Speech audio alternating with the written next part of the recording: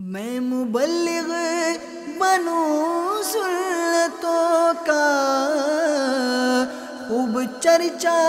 کروں سنتوں کا، ہو کرم بہر خاک مدینہ۔ الحمدللہ رب العالمین، والصلاة والسلام علی سید المرسلین، اما بعد فاعوذ باللہ من الشیطان الرجیم، بسم اللہ الرحمن الرحیم۔ الصلاة والسلام علیک یا رسول اللہ وعلی آلک واصحابک یا حبیب اللہ۔ الصلاة والسلام علیک یا نبی اللہ وعلی آلک واصحابک یا نور اللہ۔ نویت سنت الاعتکاف۔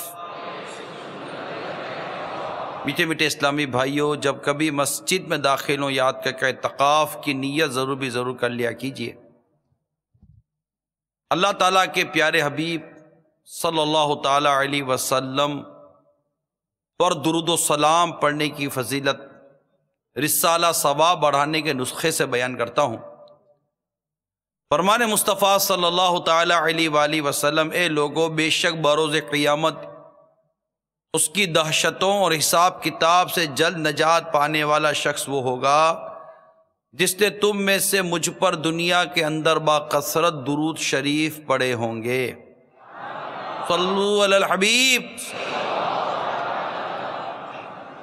حدیث پاک میں ہے مسلمان کی نیت اس کے عمل سے بہتر ہے۔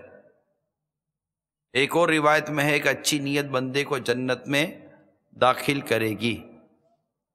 اور ایک اور حدیث میں ہے جس نے نیکی کا ارادہ کیا پھر اسے نہ کیا تو اس کے لیے ایک نیکی لکھی جائے گی۔ اللہ کی رضا پانے اور ثواب بڑھانے کے لیے اچھی نیتیں کرتے چلے جائیے۔ اول تاخیر اس بیان میں شریک رہوں گا، جہاں تک ہو سکا درس و بیان کی تعظیم کی نیت سے دو زانوں بیٹھوں گا، جیسا تحیات میں بیٹھتے ہیں، جتنا ہو سکے۔ اول تاخیر موبائل فون کا استعمال نہیں کروں گا۔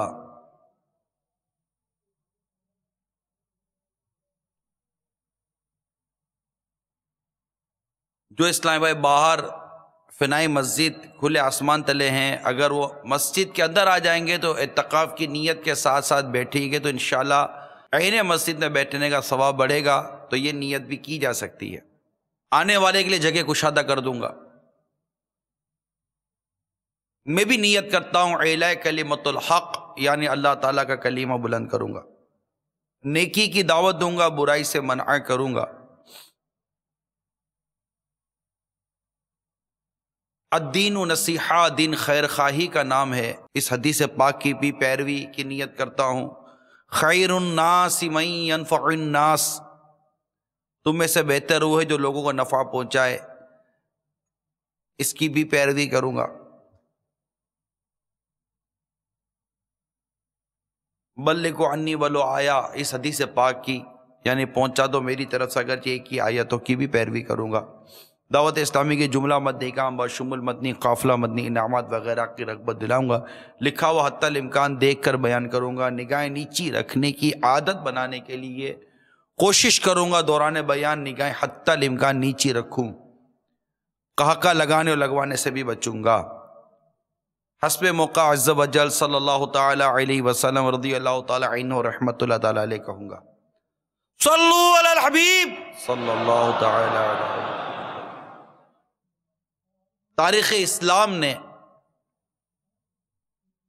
غم خواری امت، خیر خواہی امت، ضرورت مندوں کی حاجت روائی، ان کی مشکلات میں ان کی مدد کرنے کے حوالے سے وہ مثالیں اپنے دامن میں لی ہوئی ہیں کہ ان کے بیان سے کتابیں بھری ہوئی ہیں،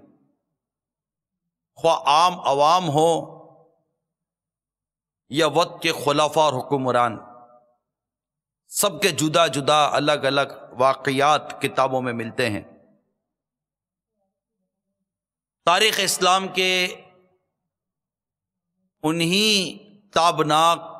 اور روشن واقعات میں سے ایک واقعہ آپ کے گوشت گزار کرتا ہوں،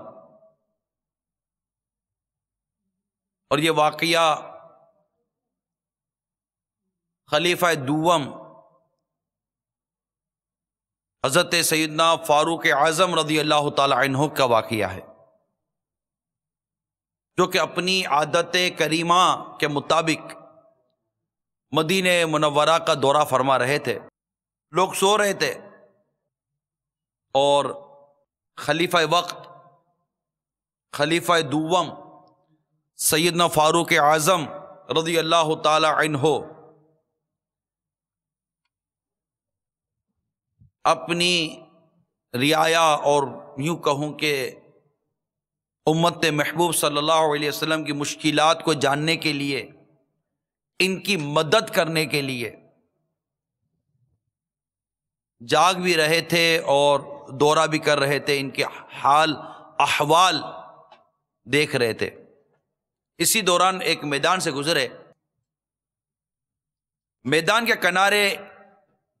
ایک خیمہ لگا ہوا پایا، اور خیمے کے اندر سے ایک عورت کے رونے کی اور کرہانے کی آواز سنی۔ آپ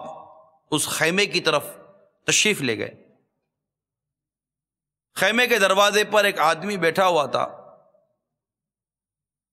میرے آقا فاروق اعظم رضی اللہ تعالی عنہ نے اسے سلام کیا اور پوچھا، تم کون ہو؟ وہ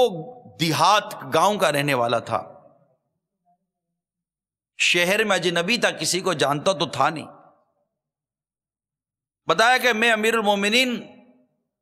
خلیفہ دوم فاروق اعظم رضی اللہ تعالی عنہ سے ملنا چاہتا ہوں تاکہ ان سے کچھ امداد حاصل کر سکوں۔ پھر فاروق اعظم رضی اللہ تعالی عنہ نے اس عورت کے بارے میں پوچھا، وہ کون ہے اور کیوں کرا رہی ہے، کیا تکلیف ہے اس کو؟ اب اس کو غصہ آیا، اب اس کو کیا معلوم تھا کہ وہ امیر المومنین سے بات کر رہا ہے، جانتا تو تھا نہیں کسی کو۔ کہنے لگا، اے اللہ کے بندے اپنی راہ لے، جس بات سے تجھے کوئی غرض نہیں ہے کیوں اس پہ پڑتا ہے، جا اس طرح کے سوالات نہیں کر۔ اب رد عمل فطری طور پر کیا ہونا چاہیے تھا آپ سمجھ سکتے ہیں، لیکن یہ شان تھی فاروق اعظم رضی اللہ تعالی عنہ کی کہ بڑی محبت و پیار سے اس سے پوچھا، اے میرے اجنبی بھائی بتاؤ تو صحیح تمہارا مسئلہ کیا ہے، اگر ہو سکا تو میں تمہاری مدد کروں گا۔ لگا کیا بتاؤں میں آپ کو؟ دراصل یہ میری زوجہ کی آواز ہے اور ولادت متوقع ہے۔ اب کوئی عورت نہیں ہے اس کے پاس اس حال میں اس کی کوئی مدد کرے، تو یوں میں پریشان بیٹھا ہوں، کیا کروں سمجھ نہیں آ رہی۔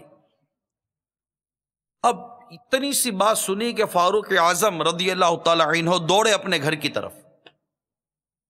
اور اپنی زوجہ ام کلثوم رضی اللہ تعالی عنہا کو جگایا، فرمانے لگے، اللہ تعالیٰ نے تمہیں اجر و ثواب کمانے کا موقع دیا ہے،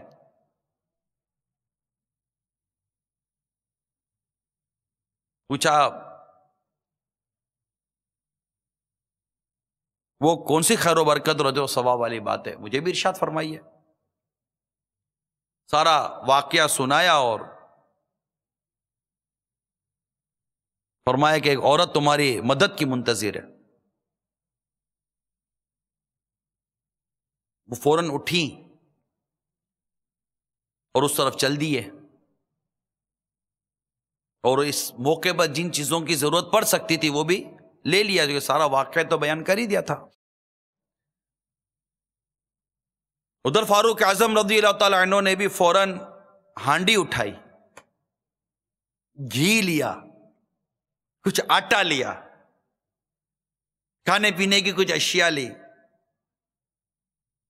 اور دونوں دکھیاری امت کے غمخوار اس غمزدوں کی غمخواری کرنے کے لیے اس طرح بڑھتے چلے گئے۔ سیدتنا ام کلثوم رضی اللہ تعالی عنہا خیمے کے اندر چلی گئیں اور گویا کہ دایا کے فرائض انجام دینے لگی۔ خیمے سے باہر وقت کے امیر المومنین خلیفہ دوم فاروق اعظم رضی اللہ تعالی عنہ نے اس دیہاتی شخص کے ساتھ مل کر کھانا پکانا شروع کر دیا۔ آگ جلانے کے لیے وہ پھونکے مار رہے تھے، اور ادھر اس عورت کی ہاں ولادت ہو گئی۔ سیدتنا ام کلثوم رضی اللہ تعالی عنہا نے خیمے سے آواز دی، امیر المومنین اپنے دوست کو خوشخبری دیں کہ اللہ تعالیٰ نے اسے بیٹے سے نوازا ہے۔ اب وہ دیہاتی شخص جو تھا اس نے جب یہ الفاظ سنے کہ اے امیر المومنین، وہ حیران رہ گیا، یہ امیر المومنین ہے تو اس وقت میرے پاس بیٹے کھانا پکا رہے اور آگ جلانے کے لیے پھونکے مار رہے، پھونکے۔ ادھر دیہاتی کی بیوی حیران و پریشان ہے کہ جو عورت میرے پاس آ کر داعیہ کے فرائض انجام دے رہی ہے وہ کوئی اور نہیں، وقت کے امیر المومنین رضی اللہ تعالی عنہ کی زوجہ ہیں، اور کوئی اور نہیں، میرے آقا مولا مشکل کشا شیر خدا کرم اللہ تعالی وجہ الکریم کی شہزادی ہیں۔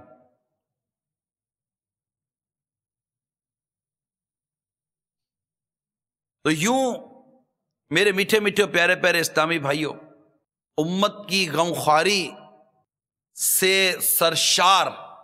یہ واقعہ میں نے آپ کے گوش گزار کیا کہ کس قدر ایک شخص، ایک خاندان کہہ دوں میں، میاں بیوی، ایک خاندان دکھی اور پریشان پانے پر امیر المومنین سیدنا فاروق اعظم رضی اللہ تعالی عنہ نے کتنے پیارے انداز سے ان کی مدد کی، اور جو رحم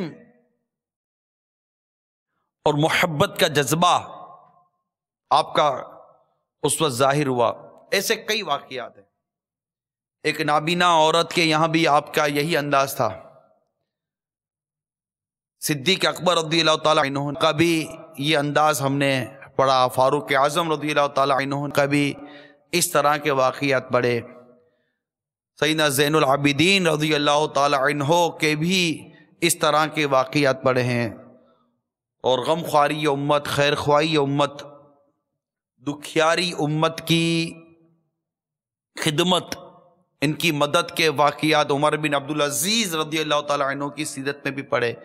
اور کافی اولیاء کرام کی سیرتوں میں اس طرح کے واقعات ہم پڑھتے ہیں کہ کس طرح یہ اپنے اپنے انداز سے منفرد، ان کے اپنے اپنے انداز سے تھے۔ میں نے عرض کی نا کہ وقت کے حاکم، حکمران، خلفاء اور جو اس طرح کی مطلب اتھارٹیز ہوا کرتی تھیں، ان کے اپنے انداز ہوتے تھے دکھیاری امت کے دکھوں کو بانٹنے کے، عام لوگوں کے یا خواص بھی بعض اوقات جیسے امام اعظم رضی اللہ تعالی عنہ کے واقعات ملتے ہیں، اسی طرح اور اہل بیت کے بڑے اعلیٰ اعلیٰ نام دیے جا سکتے ہیں اہل بیت گھرانوں کے، اور کئی علماء اور مشائخ کے نام لیے جا سکتے ہیں کہ جن کی وجہ سے کئی خاندان پلا کرتے تھے اور بڑی بڑی انہوں نے قربانیاں دیں۔ خود پچھلے دنوں ایک آپ نے واقعہ سنا ہوگا کہ حضرت ربیع رحمۃ اللہ تعالیٰ علیہ حج پہ جا رہے تھے اور ساتھ کسی اہل بیت کے گھرانے کو قسمہ پرسی کے عالم میں دیکھا، تو اپنے حج کے تمام تر زادے راہ جو بھی اخراجات تھے ان سب کو بیچا اور مارکیٹ جا کر، بازار جا کر ان کی غمخواری کی، ان ان کا دکھ درد کم کرنے کی کوشش کی، اور جو کچھ ان کو انعام اور اکرام ملا اس کا ایک اپنا واقعہ، طویل واقعات ہیں۔ کہنے کا مقصد یہ میٹھے پیارے اسلامی بھائیوں، بات ہے رحمت کی، شفقت و محبت کی۔ ہمارے صحابہ کرام علیہم رضوان نے ہمارے پیارے آقا صلی اللہ تعالی علیہ وآلہ وسلم کو اپنی دکھیاری امت پر جو رحمت کرتے دیکھا، شفقت کرتے دیکھا، ان کی غمخواری کرتے دیکھا، ان کے دکھوں کو بانٹتے ہوئے دیکھا، غم امت میں جو روتے ہوئے دیکھا، یہ ساری چیزیں ان صحابہ کرام علیہم رضوان کے سامنے تھیں۔ قرآن پاک کی کئی آیات ان کے پیش نظر تھیں، میرے آقا صلی اللہ تعالی علیہ وآلہ وسلم کی کئی روایات ان کے پیش نظر تھیں کہ کس طرح رحمت بھرا دل ہونا چاہیے، رحمت بھرا مزاج ہونا چاہیے، شفقت بھرا دل ہونا چاہیے، کمزوروں کی کس طرح مدد کرنی چاہیے، اللہ کی مخلوق پر کیسے مدد کرنی چاہیے، اور مخلوق پر مدد کرنے سے جو فوائد ہوتے ہیں، یعنی انسان کے ساتھ جو رحمت کا اور شفقت کا جو انداز ہے، مسلمانوں کے ساتھ، عاشقان رسول کے ساتھ جو شفقت و رحمت و محبت کا انداز ہے، اس کی تو ایک اپنی مثال ہے۔ حضرت ابو ہریرہ رضی اللہ تعالی عنہ سے روایت ہے کہ اللہ کے پیارے حبیب صلی اللہ تعالی علیہ وسلم نے ارشاد فرمایا، ایک شخص کنویں پر گیا اور نیچے اتر کر اس میں سے پانی پیا، وہیں پر ایک کتا بھی پیاس کی شدت سے ہانپ رہا تھا، اس شخص نے اپنا ایک موزہ اتارا اور اس کے ذریعے اس کتے کو پانی پلایا، اللہ کو اس کا یہ عمل پسند آیا اور اس نے اس آدمی کو داخل جنت فرما دیا۔ ایک اور روایت میں کہ ایک کتا کنویں کے گرد گھوم رہا تھا کہ پیاس کی شدت سے وہ مر جاتا، اسی دوران میں بنی اسرائیل کی ایک بدکار عورتوں میں سے ایک بدکار عورت نے اسے دیکھا اور اپنا موزہ اتار کر اسے پانی پلایا، تو اس کے اس عمل کے سبب اللہ تعالیٰ نے اس کی مغفرت فرما دی۔ اب بندہ غور کرے، یہ کیا رحم، یہ رحم، کسی کتے کو پیاس میں تڑپتا دیکھ کر رحم آنا، شفقت آنا، کہ یہ بھی اللہ کی مخلوق ہے۔ نتیجہ آپ کے سامنے ہے کہ کس قدر ان کو انعام اور اکرام سے نوازا گیا، یعنی جانور اور حیوان پر جو رحم کرتا ہے اس کا یہ حال ہے۔ یعنی ایک صحابی رضی اللہ تعالی عنہ، یعنی حضرت سیدنا معاویہ بن قرہ رضی اللہ تعالی عنہ اپنے والد سے روایت کرتے ہیں کہ ایک شخص نے عرض کی، یا رسول اللہ صلی اللہ تعالی علیہ وآلہ وسلم، بکری کو ذبح کرتے ہوئے مجھے اس پر رحم آتا ہے۔ آپ نے ارشاد فرمایا، اگر تو اس پر رحم کرے گا اللہ تعالیٰ تجھ پر رحم فرمائے گا۔ اب یہ روایتوں پر غور کیجئے، ان روایتوں پر غور کیجئے کہ رحم کی، شفقت کی، اس طرح کے قلب کی کتنی اہمیت ہے دین میں، اسلام میں، ہمارے مذہب کے اندر۔ سرکار مدینہ صلی اللہ تعالی علیہ وآلہ وسلم نے ارشاد فرمایا، رحم کرنے والوں پر رحمان عز و جل رحم فرماتا ہے۔ تم زمین والوں پر رحم کرو، آسمان والا تم پر رحم فرمائے گا۔ سبحان اللہ، سبحان اللہ۔ ایسی اتنی روایتیں بھری ہوئی ہیں کتابیں اس طرح کی روایتوں سے، بہت ساری روایتیں۔ اسی طرح حدیث پاک میں جو شخص اپنے بھائی کی حاجت پوری کرنے کے لیے چلا، یہ چلنا اس کے لیے 10 سال کے اعتکاف سے زیادہ بہتر ہے۔ یعنی یہ روایتوں کو بس آپ سنتے رہیے، واقعہ بیان کیا، کچھ مثالیں آپ کے سامنے رکھی، رحم، شفقت و محبت کی کچھ حدیثیں آپ کے سامنے رکھی ہیں، اور اب مزید کچھ مضامین آپ کے سامنے بیان کرنے کی کوشش کر رہا ہوں حدیث پاک کی روشنی سے، ٹھیک ہے نا؟ تو میرے حاضرین اور میرے ناظرین، جہاں جہاں مدنی چینل کے ذریعے دیکھا جا رہا ہے یا جہاں جہاں سنا جا رہا ہے، ہر کوئی توجہ کرے۔ حضرت ابن عمر اور حضرت ابو ہریرہ رضی اللہ تعالی عنہما سے روایت ہے، دونوں صاحب فرماتے ہیں کہ رسول اکرم نور مجسم صلی اللہ تعالی علیہ وآلہ وسلم نے فرمایا، جو بندہ اپنے بھائی کی حاجت کے لیے چلا، یہاں تک کہ اس کی حاجت پوری کر دی، اللہ تعالیٰ اس پر 75,000 فرشتوں کا سایہ فرما دیتا ہے جو اس کے لیے مغفرت طلب کرتے اور دعا کرتے رہتے ہیں۔ اگر یہ صبح کو اپنے بھائی کی مدد کو نکلا تو فرشتے شام تک دعا کرتے اور مغفرت طلب کرتے رہتے ہیں، اور اگر شام کو چلا تو صبح تک۔ اور یہ جو بھی قدم اٹھاتا ہے ہر قدم کے بدلے اللہ تعالیٰ اس کی ایک خطا معاف فرماتا ہے اور اس کا جنت میں ایک درجہ بلند فرماتا ہے۔ حاجت روائی، مسلمانوں کی حاجت روائی، اور پھر جو حاجت پوری کرنے والے لوگ ہیں، اللہ تعالیٰ نے جنہیں یہ توفیق، یہ سعادت، یہ انعام عطا فرمایا کہ جو لوگوں کی حاجت پوری کر سکتے ہیں، ان کے بارے میں آتا ہے حضرت ابن عمر رضی اللہ تعالی عنہما سے روایت ہے، فرماتے کہ رسول اکرم نور مجسم شاہ بنی آدم رسول محتشم صلی اللہ تعالی علیہ وسلم نے ارشاد فرمایا، بے شک اللہ تعالیٰ کی ایک مخلوق ایسی ہے جسے اس نے صرف لوگوں کی حاجت روائی کے لیے پیدا فرمایا ہے۔ لوگ اپنی حاجات میں گھبرا کر انہی کی طرف رجوع کرتے ہیں، یہ لوگوں کے کام آنے والے ہی اللہ تعالیٰ کے عذاب سے امن میں رہنے والے ہیں۔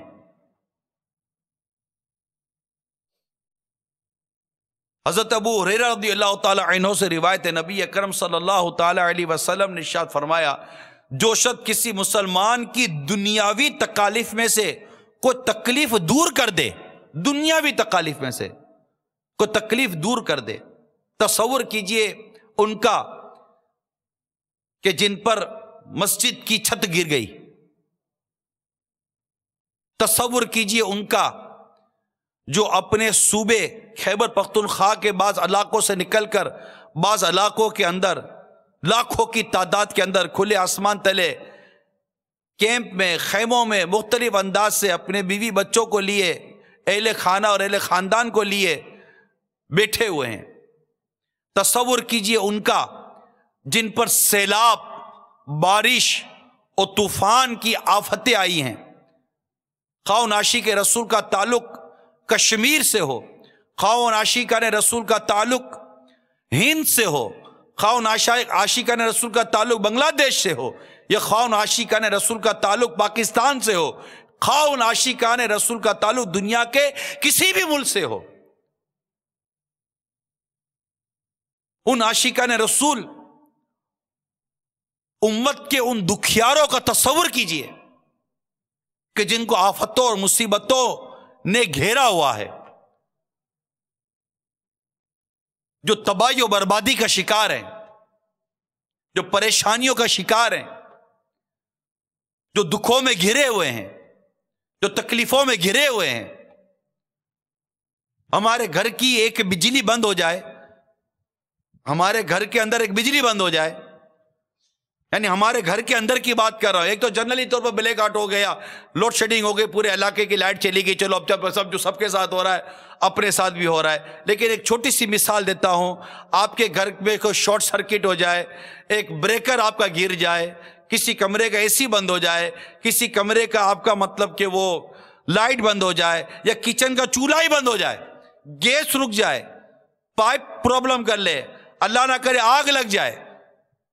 اللہ نہ کرے کوئی کمرے کی دیوار خستہ ہو جائے، اللہ نہ کرے اور کچھ ہو جائے، اللہ تعالیٰ میں عافیت سلامتی دے، سمجھانے کے لیے عرض کر رہا ہوں، کچھ ایسا ہو جائے، اللہ نہ کرے بچہ ہی 2 گھنٹے لیٹ آئے، آپ کا ٹیلی فون نمبر نہ ملے، آپ کا موبائل بند آ جائے، آپ بتائیے کہ چھوٹی چھوٹی سی تکلیفیں ہوتی ہیں، ہمیں کتنی پریشانی ہو جاتی ہے۔ ماں پریشان ہو جاتی ہے، باپ پریشان ہو جاتا ہے، ماں باپ کا پتہ نہ چلے تو سعادت مند اولاد پریشان ہو جاتی ہے، گھر میں کوئی پرابلم آ جائے تو مزہ نہیں آ رہا ہوتا، بستر میں تھوڑا سا پرابلم آ جائے تو ہم کو تکلیف ہوتی ہے، بستر بدل جائے تو نیند نہیں آتی، ایک پنکھا بند ہو جائے تو نیند نہیں آتی، استنجا خانوں کی تکلیف ہو تو تکلیف ہو جاتی ہے، باتھ روم کی تکلیف ہو تو تکلیف ہو جاتی ہے، نارمل گھنٹے 2 گھنٹے 3 گھنٹے کے لیے اگر لائن کا پانی بند ہو جائے تو تکلیف ہو جاتی ہے، برتن ٹائم پر نہ دھونے تو تکلیف ہو جاتی ہے، کھانا ٹائم پر نہ پکے تو تکلیف ہو جاتی ہے، نمک پراپر نہ ملے تو تکلیف ہو جاتی ہے، چائے میں چینی بھول گئے تو تکلیف ہو جاتی ہے، دودھ نہ ملے تو تکلیف ہو جاتی ہے، پتہ چل جائے جناب بارش آنے والی ہے، 1.5 گھنٹے کے بعد طوفانی بارشوں کا سلسلہ شروع ہو گیا، جناب موم بتیاں منگوا لو، ماچیسیں منگوا لو، راشن منگوا لو، دودھ منگوا لو، کیا بارش آنے والی ہے۔ ایک اطلاع ملتی ہے تکلیف ہونی شروع ہو جاتی ہے، ہم مطلب کہ احتیاطیں شروع کر دیتے ہیں، اور اسی میں اگر گھر میں پیسے نہ ہو تو موم بتی لینے کے پیسے نہیں ہیں، آٹا لینے کے پیسے نہیں ہیں، راشن لینے کے پیسے نہیں ہیں، پیسے بھی سب کچھ ہے کہ پتہ چلا معلوم کا پتہ چلا کہ دکان بند کر کے چلا گیا ہے، یا اللہ اب کیا کریں، کیسے ٹینشن ہو جاتے ہیں۔ بچہ بیمار ہے، ڈاکٹر کو فون کرے، ڈاکٹر کا فون اٹینڈ نہیں ہو رہا، اب ڈاکٹر آپریشن کر رہا ہے، ڈاکٹر کسی مریض کو دیکھ رہا ہے، ڈاکٹر کا فون اٹینڈ نہیں ہوتا، بچہ بیمار ہے، ہم کو تکلیف ہو جاتی ہے۔ اتنی پریشانیاں ہم اٹھاتے رہتے، یہ میں ایک مثالیں دے رہا ہوں۔ ایک دن کے لیے مارکیٹ بند ہو جاتی ہے، کوئی ہڑتال کر دیتا ہے، کوئی اسٹرائک کر دیتا ہے، اللہ انہیں ہدایت عطا فرمائے، کوئی کیا کر دیتا ہے، کوئی کیا کر دیتا ہے، جو روز کماتے روز کھاتے ہیں ان کا تو بیچاروں کا گیا نا، جو روز بن کباب کی ریڑھی لگا کر کمانے کے لیے جاتا تھا، روز کما کر 500,000 روپے گھر میں لاتا تھا، وہ تو اس کے تو 500,000 روپے گئے، جس کی دکان کا کرایہ 10,000 روپیہ بنتا تھا اس کا تو 200-400 روپے کا کرایہ روز کا نکل گیا، جس کی دکان کا کرایہ 50,000 روپے تھا اس کا تو ایک دن کا 1,500 کا 1,500 کا 2,000 کا نقصان ہو گیا، جس کے ملازم کی تنخواہیں 2-4-5 لاکھ روپے تھی اس کی تو ایک دن کی تنخواہ ملازمین کی مفت میں نکل گئی۔ یہ سارے نقصانات اپنی جگہ پر ہو رہے ہوتے ہیں، ہم کو کتنی اس وقت تکلیف ہو رہی ہے، ایک دن دکان بند ہو گئی تکلیف، ایک دن کام بند ہو گیا تکلیف، ایک دن یہ ہو گیا تکلیف، بارش آ گئی ہمارا ٹریفک کے اندر گاڑی پھنس گئی ہم کو تکلیف، بارش آ گئی گاہک نہیں آتے، بعض مارکیٹ ہے مجھے تجربہ ہے، بارش آ جاتی ہے مارکیٹوں میں سناٹا ہو جاتا ہے، بارشوں میں کون آئے گا گاہک مارکیٹ میں چیز لینے کے لیے، ایک دن گاہک نہیں آتا، یا اللہ بارش ہو گئی اب کیا کریں گے، آج کے کرایہ کیسے نکلے گا۔ ارے اللہ کے بندو، یہ تکالیفیں اٹھانے والوں، ان تکالیفوں کو محسوس کرنے والوں ذرا سوچو کہ جن کے گھر ہی سیلاب بہہ گئے، جن کے مویشی، جن کی کھیتیاں سیلاب میں، بارشوں میں، طوفانوں میں بہہ گئی، جن کے مویشی بہہ گئے، معاذ اللہ کتنوں کے بچے جدا ہو گئے ہوں گے، شوہر بچ گیا تو بیوی نہیں مل رہی ہوگی، بیوی شوہر کو ڈھونڈ رہی ہوگی تو شوہر کا پتہ نہیں چل رہا ہوگا، ڈاکٹر دیکھنے کو نہیں ملتا ہوگا، دوائی سننے کو نہیں ملتی ہوگی، پینے کو پانی نہیں ملتا ہوگا، کھانے کو دانا نہیں ملتا ہوگا، گھر کا سوچتے ہوں گے تو یاد آتا گھر تو نہیں، پانی پانی پڑا ہوا ہر طرف۔ یہ مناظر آپ اس وقت مدنی چینل کی اسکرین پر دیکھ بھی رہے ہوں گے، یہ ساری چیزیں، اور ہمارے وہ آئی ڈی پیز جو کہلاتے ہیں، آئی ڈی پیز جو ہمارے کہلاتے ہیں،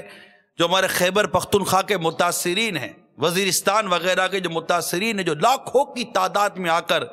بنو میں، لکی مروت میں اور مختلف علاقوں کے اندر موجود ہیں، وہ بیچارے کبھی ان کا تصور کریں آپ، کھاتے پیتے نارمل بیچارے یہ آ گئے پڑے ہوئے ہیں، ان کی دواؤں کا مسئلہ، ان کے میڈیکل کا مسئلہ، ان کے کھانے پینے کا مسئلہ، ان کے راشن پانی کا مسئلہ، کتنی چیزیں، یہ بھی تو ہمارے اسلامی بھائی ہیں۔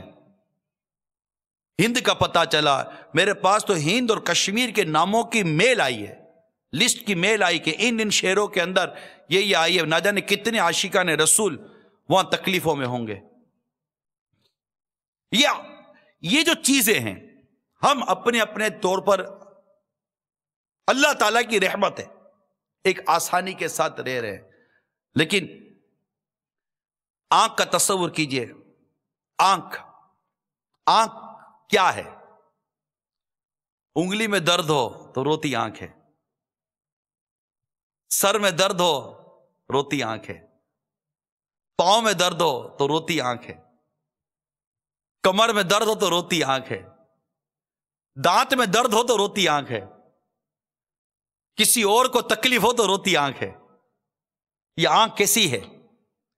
یہ کس طرح پورے جسم کے اندر موجود، چاہے کہیں بھی درد ہو، مگر اس درد کا محسوس کرنے کا جو نمایاں ایک جگہ ہے وہ آنکھ ہے۔ اے میرے پیارے و میٹھے اسلامی بھائیو، عاشقان رسول،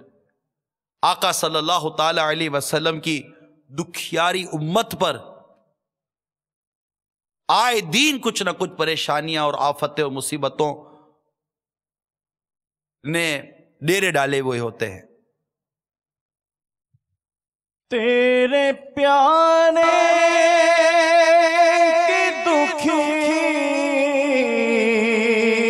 یاری امت پر سیلاب کی آئی آفت، تیرے پیارے کی دکھی یاری امت پر ہے سیلاب کی آئی آفت، رحم کر بس تیرا آسرا ہے مولا، رحم کر بس تیرا آسرا ہے یا خدا، تجھ سے میری دعا ہے یا خدا، تجھ سے میری دعا ہے، ہر طرف سے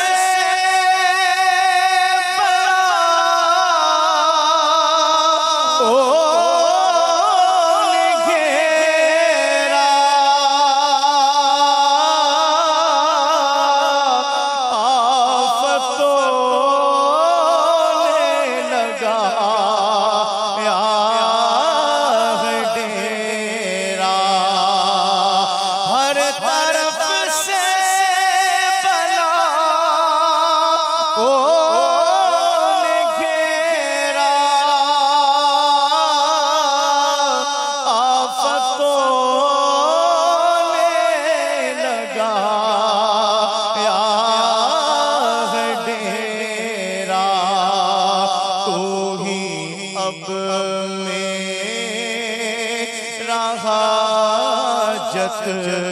روا ہے مولا، تو ہی اب میرا حاجت